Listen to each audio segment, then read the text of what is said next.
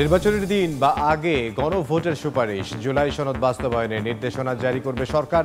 সংসদ 270 দিনে সংবিধান সংস্কারে ব্যর্থ হলে স্বয়ংক্রিয় প্রতিস্থাপন। নভেম্বরে গণভোট চায় জামাত, নির্বাচনের দিন ছাড়া মানবে না বিএনপি। নোট অফ ডিসেন্ট বাদ দিয়ে অনৈক্য তৈরির অভিযোগ, কমিশনের সুপারিশকে স্বাগত জানালো এনসিপি। সিটি মেয়রের ব্যানার সরানোকে ঘিরে সংঘর্ষ, চট্টগ্রামে যুবদলের দুপক্ষের গোলাগুলিতে ছাত্রদল কর্মী নিহত। নড়াইলে প্রতিপক্ষের হামলায় স্বেচ্ছাসেবক দল নেতার মৃত্যু। শিকল লাগিয়ে নিজেই অপহরণের নাটক সাজান গাজীপুরের ইমাম, বাসের টিকিট কেটে যান পঞ্চগড়। রহস্য উদ্ঘাটন পুলিশের, আদালতে স্বীকারোক্তিমূলক জবানবন্দি। এবং খুলছে সেন্ট মার্টিন দ্বীপে ভ্রমণের পথ, শনিবার থেকে ছাড়বে পর্যটকবাহী জাহাজ। নভেম্বর মাসে রাত্রিযাপন নিষিদ্ধ, মানতে হবে 12টি নির্দেশনা।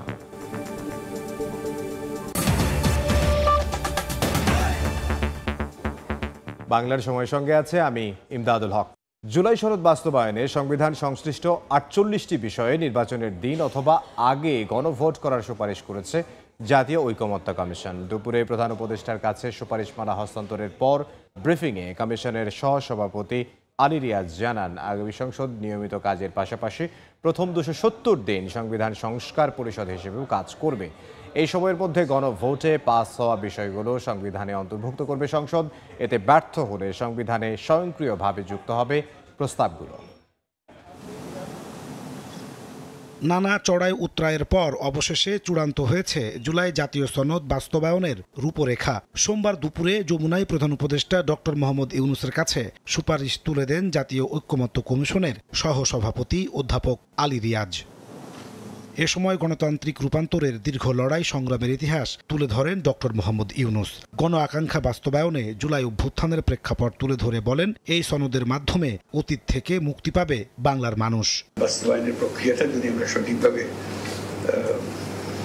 পালন করতে পারি, কাজ এগিয়ে নিয়ে যেতে পারি, তাহলে বাংলাদেশ অতীত থেকে মুক্ত হয়ে যাবে। এটি হলো বিষয়। আমরা সেই অতীত থেকে মুক্ত হতে চাই, নতুনভাবে বাংলাদেশ গড়ার কাছে নিযুক্ত হতে চাই। সেটার পথ দেখাবে আমাদের এই সনদের বাস্তবায়ন কিভাবে হবে তার উপরে। পরে ফরেন সার্ভিস একাডেমিতে সংবাদ সম্মেলনে কমিশনের সহসভাপতি জানান, জুলাই সনদ বাস্তবায়নে সংবিধান সংশ্লিষ্ট 48টি বিষয়ে আদেশ জারির সুপারিশ করা হয়েছে। এই আদেশের অধীনে হবে গণভোট, যা জাতীয় নির্বাচনের দিন অথবা আগে হবে। তবে গণভোটে উল্লেখ থাকবে না নোট অব ডিসেন্ট। সরকারের এই আদেশে অধীনে সরকার একটি গণভোটের আয়োজন করবেন। এই গণভোটের জনগণের কাছে আমরা সুপারিশ করেছি সরকার যেন একটি প্রশ্ন উত্থাপন করেন, সেটি হচ্ছে এই যে আদেশ এবং আদেশের তফসিলে অন্তর্ভুক্ত 48টি সংবিধান সংশ্লিষ্ট বিষয়ে সেগুলো বাস্তবায়নের ব্যাপারে জনগণের সম্মতি আছে কিনা। আগামী সংসদকে দ্বৈত ভূমিকা দেওয়ার সুপারিশ করে আলী রিয়াজ জানান, আগামী সংসদ প্রথম 270 দিনে ব্যর্থ হলে সংবিধানে স্বয়ংক্রিয়ভাবে প্রতিস্থাপিত হবে প্রস্তাবগুলো। ত্রয়োদশ জাতীয় সংসদ একই সঙ্গে সংবিধান সংস্কার পরিষদ এবং জাতীয় সংসদ হিসেবে কার্যকর থাকবে। যদি সংবিধান সংস্কার পরিষদ 270 দিনের মধ্যে তাদের দায়িত্ব সম্পাদন করতে না পারেন, তাহলে গণভোটে পাশ হওয়া বিলটি স্বয়ংক্রিয়ভাবে অর্থাৎ আপনা আপনি সংবিধানের সংশ্লিষ্ট অনুচ্ছেদগুলোকে প্রতিস্থাপন করবে। তবে নোট অব ডিসেন্টের বিষয়গুলো রাজনৈতিক দলগুলো তাদের নির্বাচনী ইশতেহারে উল্লেখ করে পরবর্তীতে নিজেদের মতো করে বাস্তবায়ন করতে পারবে বলে মত দিয়েছে ঐকমত্য কমিশন। নাজমুস সালেহী, সময় সংবাদ, ঢাকা। জোট করলেও শরিকদের নিজ প্রতীকে ভোটের বিধান বহাল রাখার দাবি জানিয়েছে জামাত। ইসির সঙ্গে বৈঠকে জাতীয় নির্বাচনের আগে নভেম্বরের মধ্যে গণভোট করার আহ্বান জানায় দলটি। ইসলামী ব্যাংক সহ সমমনা প্রতিষ্ঠানগুলোর কর্মকর্তাদের নির্বাচনে দায়িত্ব পালন নিয়ে বিএনপির আপত্তি রাজনৈতিক শিষ্টাচার বহির্ভূত বলেও অভিযোগ করেন সেক্রেটারি জেনারেল মিয়া গোলাম পরোয়ার। এ সময় সুষ্ঠু ভোট করতে দলের সর্বোচ্চ সহযোগিতার আশ্বাস দেন তিনি। মঙ্গলবার 18 দফা দাবি নিয়ে নির্বাচন কমিশনে আসে জামায়াতের 7 সদস্যের প্রতিনিধি দল। বৈঠক করে সিএসসি সহ 4 কমিশনারের সঙ্গে।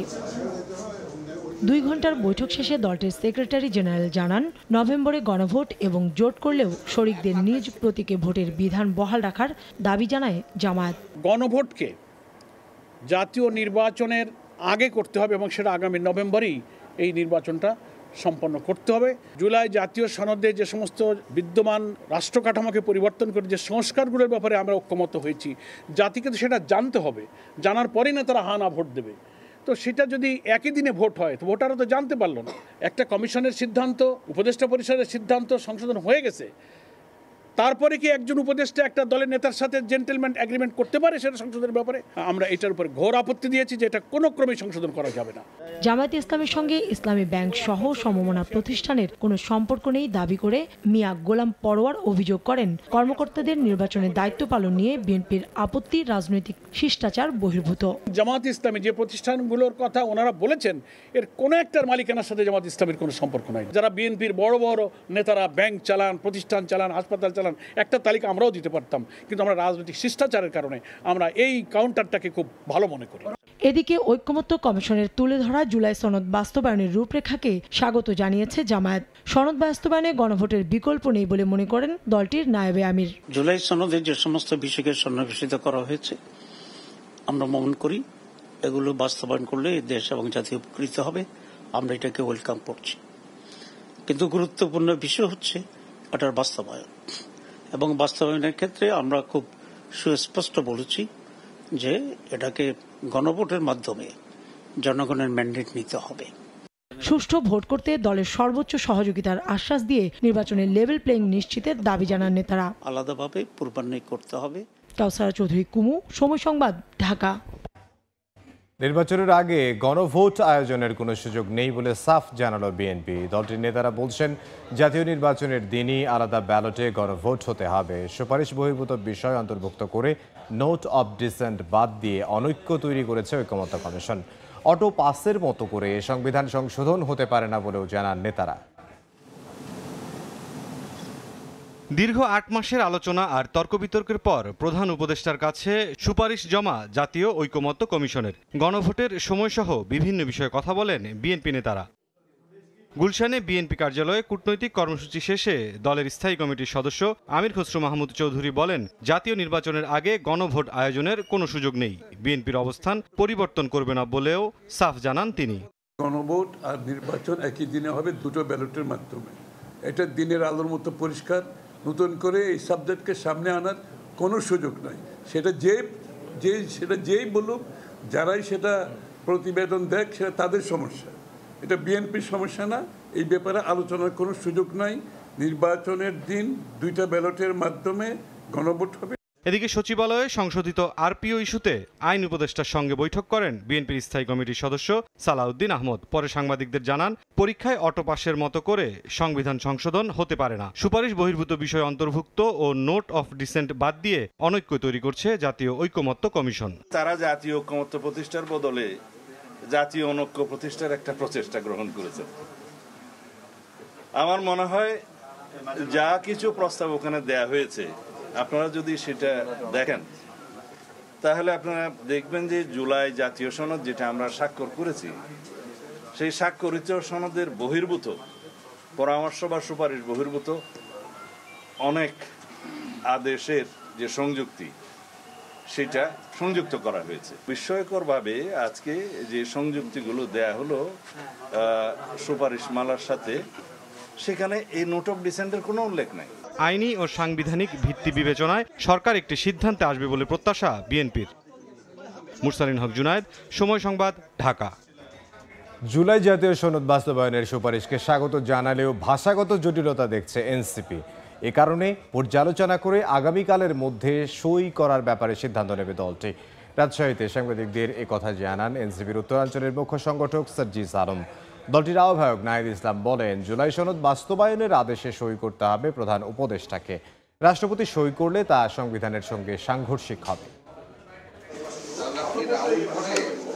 জাতীয় নির্বাচন সামনে রেখে রাজশাহী বিভাগের মহানগর ও জেলাগুলোতে আহ্বায়ক কমিটির নেতৃত্ব বাছাইয়ে যোগ দেন এনসিপির শীর্ষ নেতারা।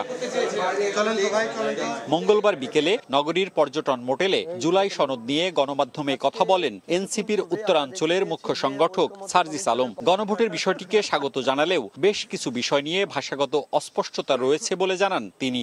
প্রফেসর ডক্টর মোহাম্মদ ইউনূস, আমরা চাই এই অন্তর্বর্তীকালীন সরকারের প্রধানের পক্ষ থেকে এই আদেশটি জারি করা হোক।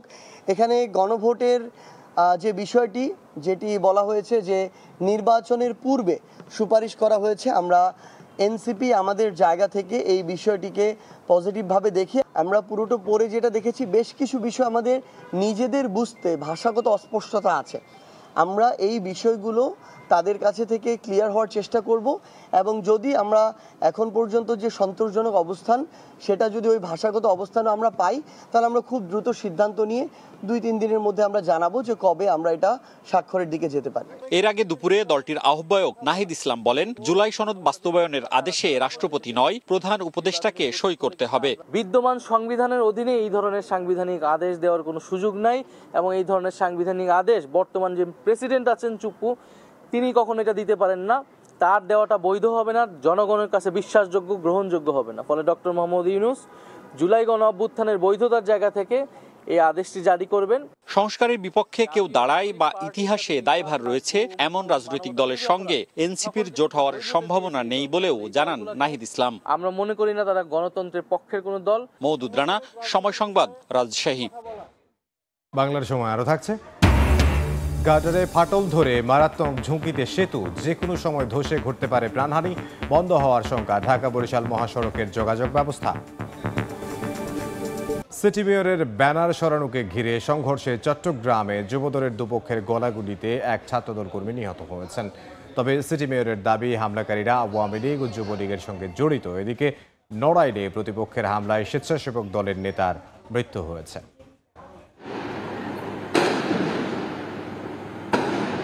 সোমবার মধ্যরাতে চট্টগ্রামের বাকুলিয়ার এক্সেস রোড এলাকায় হঠাৎই গুলির বিকট শব্দ, আতঙ্কিত হয়ে পড়েন স্থানীয়রা। পুলিশ জানায় ওই এলাকায় সিটি মেয়রের ছবি সম্বলিত ব্যানার সরানোকে কেন্দ্র করে যুবদলের দুপক্ষ সংঘর্ষে জড়িয়ে পড়ে। এক পর্যায়ে উভয় পক্ষের মধ্যে গোলাগুলি হয়। এতে 8 জন গুলিবিদ্ধ হন। তাদের উদ্ধার করে চট্টগ্রাম মেডিকেলে নেওয়া হলে সাজ্জাদ নামে এক ছাত্রদল কর্মীর মৃত্যু হয়। হত্যাকাণ্ডের সঙ্গে আওয়ামী লীগ ও যুবলীগ জড়িত বলে দাবি সিটি মেয়রের। ওই গ্রুপ হচ্ছে সন্ত্রাসী গ্রুপ। এরা আগে ছাত্রলীগ যুবলীগ করত, তারা আজকে এখানে এসে কারো না কারো শেল্টারে আছে। এদিকে সম্প্রতি নড়াইলের কালিয়ার সুক্ত গ্রামে মোবাইল ফোন কেনাবেচাকে কেন্দ্র করে প্রতিপক্ষ সুজন খানের সঙ্গে কথা কাটাকাটি হয় মাসুদ শেখের ভাতিজার। এরই জেরে সোমবার রাতে বাড়ি ফেরার পথে মাসুদকে একা পেয়ে দেশীয় অস্ত্র ও হাতুড়ি দিয়ে পিটিয়ে গুরুতর আহত করে প্রতিপক্ষরা। তাকে উদ্ধার করে খুলনা মেডিকেলে পাঠানো হয়। সেখানে চিকিৎসাধীন অবস্থায় মঙ্গলবার সকালে তার মৃত্যু হয়। নিহত মাসুদ ইউনিয়ন স্বেচ্ছাসেবক দলের সদস্য সচিব ছিলেন। সুজনের একটা ফোন বিক্রি করবে, ফোনটা দরদাম নিয়ে ওর সাথে আমার ঝামেলা হয়। বড় কাকা যখন বাড়ি ফেরার পথে আসতেছিল তখন বড় কাকুরেরা 5-7 জন মিলে মানে পিটাই নির্মমভাবে। আমরা এর বিচার চাই, সঠিক বিচার চাই। আশা করি যে আমরা খুব দ্রুততম সময়ের মধ্যে এই ঘটনায় যারা জড়িত তাদেরকে গ্রেপ্তার সহ ঘটনার মূল রহস্য আমরা উদ্ঘাটন করতে পারবো। এছাড়া নাটোরের গুরুদাসপুরের নাজিরপুর ব্রিজের নিচে নন্দকুজা নদী থেকে অজ্ঞাত পরিচয়ের একটি মরদেহ উদ্ধার করেছে পুলিশ। ফারিয়া ফারজানা, সময় সংবাদ। গাজীপুরের টঙ্গী থেকে খতিব ও পেশ ইমাম মহিবুল্লাহ মিয়াজিকে অপহরণের ঘটনা মিথ্যা। তিনি অপহরণ হননি, গা ঢাকা দেন নিজেই। সকালে গাজীপুর মেট্রোপলিটন পুলিশ কার্যালয়ে সংবাদ সম্মেলনে এ তথ্য জানিয়েছে পুলিশ। 23 অক্টোবর সকাল 7টা পঞ্চগড় থেকে শিকল বাঁধা অবস্থায় উদ্ধার হন গাজীপুরের টঙ্গী থেকে নিখোঁজ ইমাম মুফতি মহিবুল্লাহ মাদানী। তাকে অপহরণে ইসকনের জড়িত থাকার অভিযোগ ওঠে। এর জেরে দেশের বিভিন্ন জায়গায় শুরু হয় বিক্ষোভ। ঘটনার কয়েকদিন না পেরোতেই রহস্য মোড় নেয় ভিন্ন দিকে। পুলিশ জানায় মুফতি মহিবুল্লাহ নিজেই গা ঢাকা দিয়েছিলেন। সোমবার আটকের পর জিজ্ঞাসাবাদের এক পর্যায়ে ঘটনার সবকিছুই খুলে বলেন তিনি। নিজে মানসিকভাবে অসুস্থ বলেও দাবি করেন। অনেক রাত্রে পঞ্চগড় নামছে, এক পর্যায়ে আমি একটা শিকল পরনে পাইলাম, পায়ে শিকল দিয়া তারপরে আমার এই যে কেন করতেছি এইটার কোনো চিন্তা ভাবনা কিছুই আমার নাই, খালি যা মাথায় আসতেছে তা করতেছে। এ নিয়ে মঙ্গলবার আনুষ্ঠানিক সংবাদ সম্মেলনে গাজীপুর মেট্রোপলিটন পুলিশ জানায় শ্যামলী পরিবহনের বাসের টিকিট কেটে পঞ্চগড় যান মুফতি মহিবুল্লাহ। প্রযুক্তির মাধ্যমে আমরা বলতে চেয়েছি যে আপনি যে বলছেন এজাহারে যে বক্তব্য যে আপনাকে নিয়ে গিয়েছে সেটার সত্যতা আমরা পাচ্ছি না। এই মোটামুটি এখন পর্যন্ত তদন্ত, কিন্তু স্টিল আমরা মনে করি জিনিসটা অবসকিউর, এখানে কারো ইন্ধন আছে কি নাই এটা আমাদের কাছে স্পষ্ট না। ঘটনাটিকে ভিন্ন খাতে প্রবাহিত করার পেছনে কারা জড়িত সেটিও খতিয়ে দেখা হচ্ছে বলে জানায় পুলিশ। পরিবারের সদস্যরাও ছিলেন। মেহেদী হাসান, সময় সংবাদ, গাজীপুর। গার্ডারে ফাটল ধরে ঢাকা বরিশাল মহাসড়কের উজিরপুরে মারাত্মক ঝুঁকিতে পড়েছে একটি সেতু। যে কোনো সময় সেতু ধসে ঘটতে পারে প্রাণহানির মতো ঘটনা। বন্ধ হয়ে যেতে পারে ঢাকা বরিশাল মহাসড়কের যোগাযোগ ব্যবস্থাও। সুমনা হাসানের ক্যামেরায় বিস্তারিত জানাচ্ছেন অপূর্ব অপু।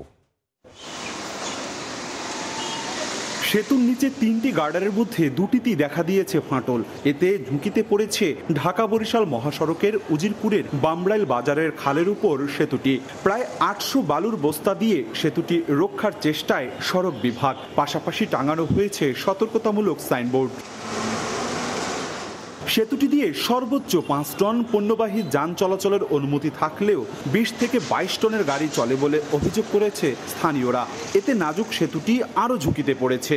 ব্রিজটা কয়েক জায়গায় ফাটল ধরছে বহুদিন যাবত, এই ব্রিজের কোনো কাজ হইতেছে না। ভয় লাগারই কথা, বুঝলেন, বাচ্চা কাচ্চা নিয়ে চলাচল করতে সমস্যাই নেই। এখন তো আমাদের যাওয়ার বাধ্যতামূলক রাস্তা এইটা, আর তো কোনো বিকল্প রাস্তা নেই। পুরো দক্ষিণ অঞ্চলে বন্ধ হয়ে যাবে, পুরো দক্ষিণ অঞ্চলে আমাদের যাতায়াতের জন্য খুব কষ্ট হবে।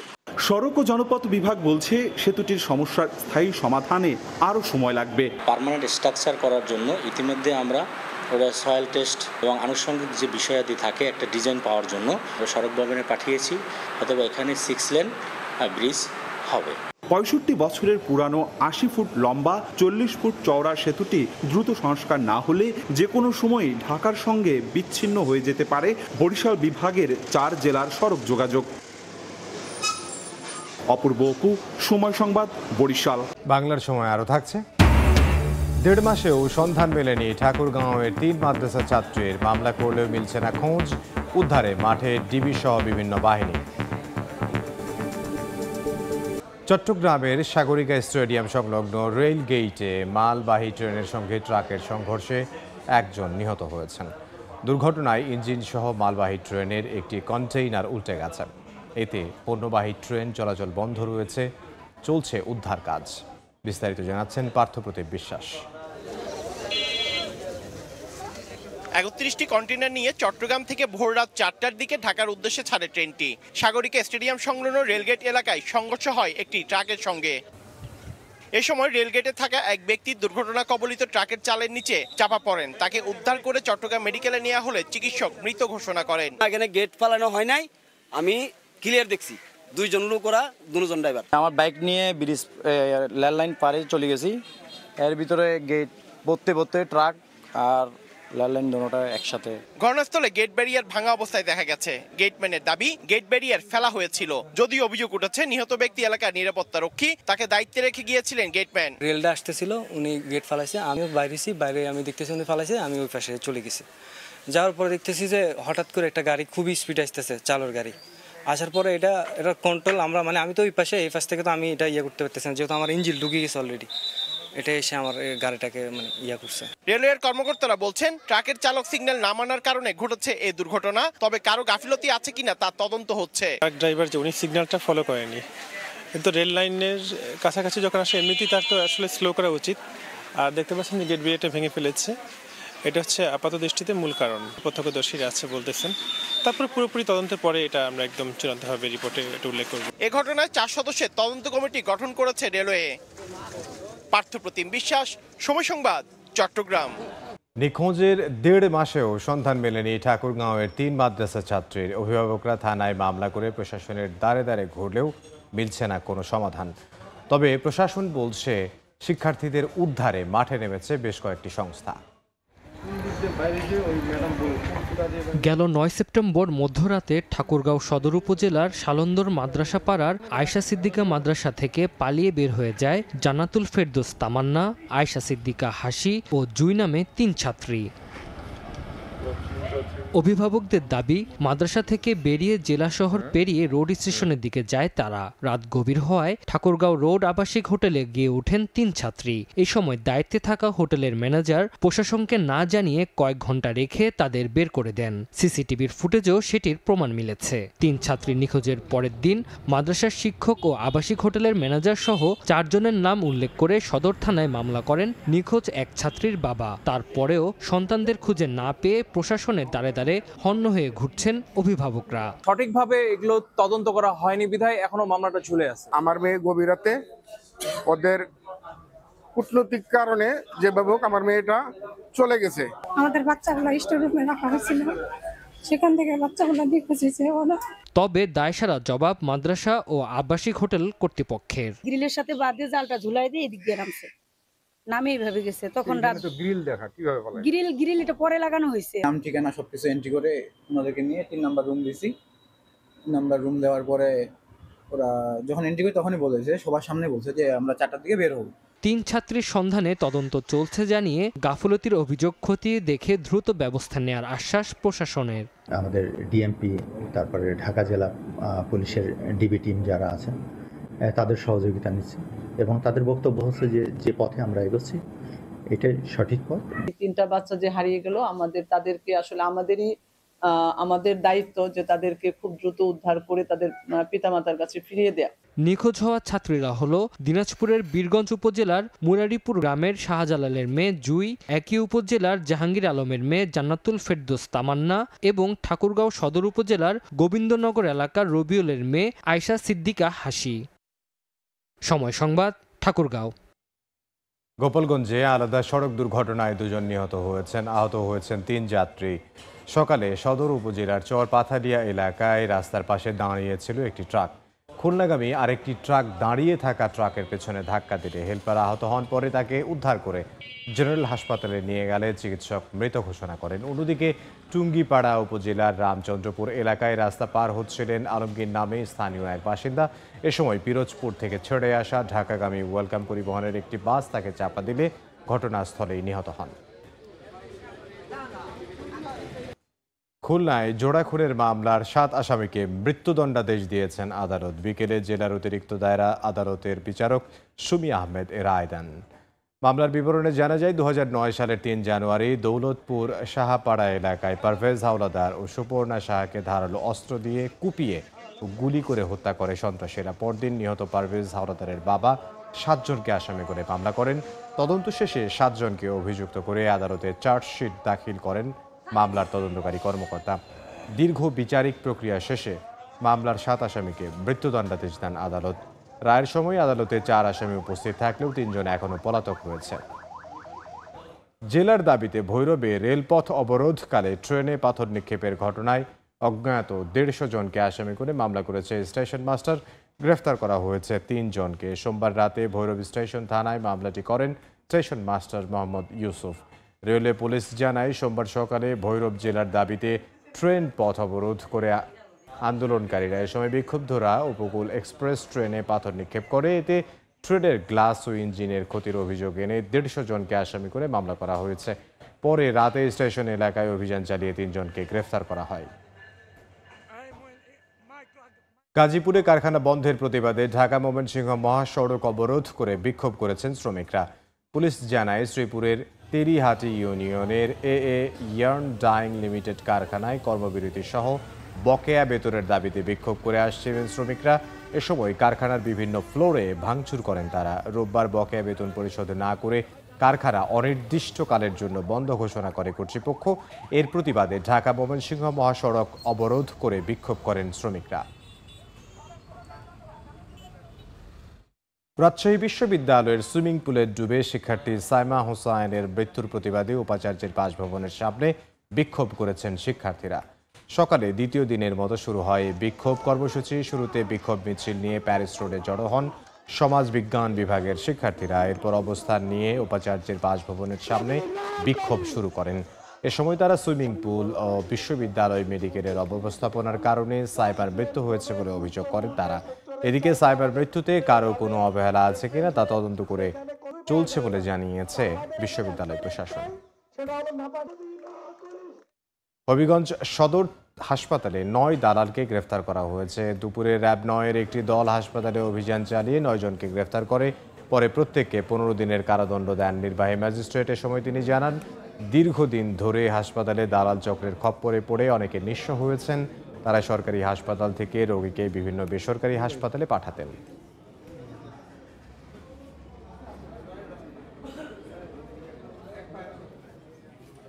দীর্ঘ বিরতির পর আবারও খুলছে সেন্ট মার্টিন দ্বীপ। 1 নভেম্বর থেকে কক্সবাজার শহরের নুনিয়াছড়া ঘাট থেকে শুরু হবে পর্যটকবাহী জাহাজ চলাচল। তবে নভেম্বর মাসে শুধু দিনের বেলায় ভ্রমণ করা যাবে, রাত্রি যাপন নিষিদ্ধ।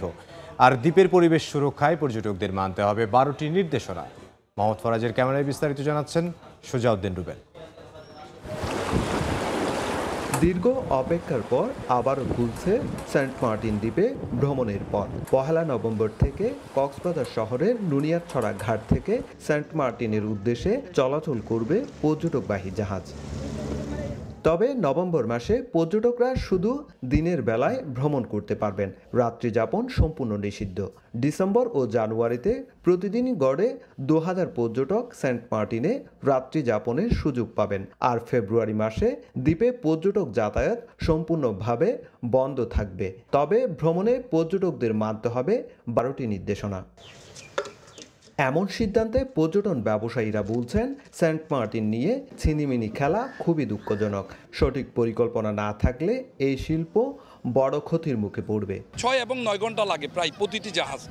এই জাহাজগুলা কক্সবাজার থেকে দিনে গিয়ে দিনে আসা কিভাবে সম্ভব? পর্যটকরা এত টাকা খরচ করে এত দূরত্ব ঝুঁকি নিয়ে সেন্ট মার্টিনে গিয়ে 2 ঘন্টার জন্য কেন তারা সেন্ট মার্টিনে যাবে? এটা আরও সুবিবেচনা করা দরকার। আইনগত বিধিনিষেধের কারণে উখিয়ার ইনানি সৈকত থেকে জাহাজ ছাড়ার অনুমতি নেই। তাই কক্সবাজার শহরের নুনিয়াছড়া ঘাট থেকেই সেন্ট মার্টিনে যাবে পর্যটকবাহী জাহাজ। এরই মধ্যে 2টি জাহাজের অনুমতি দেওয়া হয়েছে জানিয়েছেন জেলা প্রশাসক। ওখানে পর্যটকদের অবস্থান নিরাপত্তা নিশ্চিত করার জন্য আমরা জেলা প্রশাসন থেকে আইন শৃঙ্খলা রক্ষাকারী বাহিনীর সকল ধরনের পদক্ষেপ গ্রহণ করব। পরিবেশ অধিদপ্তর বলছে, দ্বীপের পরিবেশ সুরক্ষায় সেন্ট মার্টিন ভ্রমণে পর্যটকদের নির্দেশনাগুলো কঠোরভাবে মানতে হবে।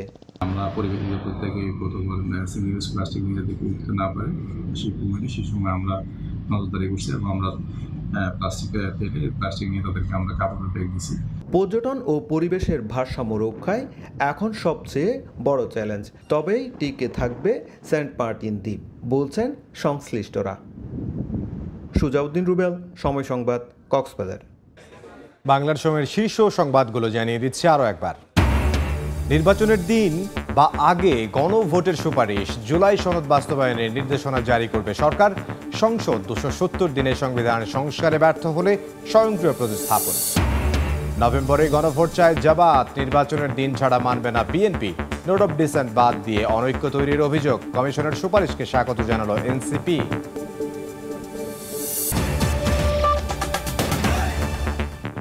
এ ছিল বাংলার সময়। এরপর সন্ধ্যার সময় নিয়ে সঙ্গে থাকবেন সহকর্মী সাইফুল রুদ্র। ইমরান, আপনাকে ধন্যবাদ। সন্ধ্যার সময় নিয়ে ফিরছে কিছুক্ষণ পর, সঙ্গে থাকুন সময়ের।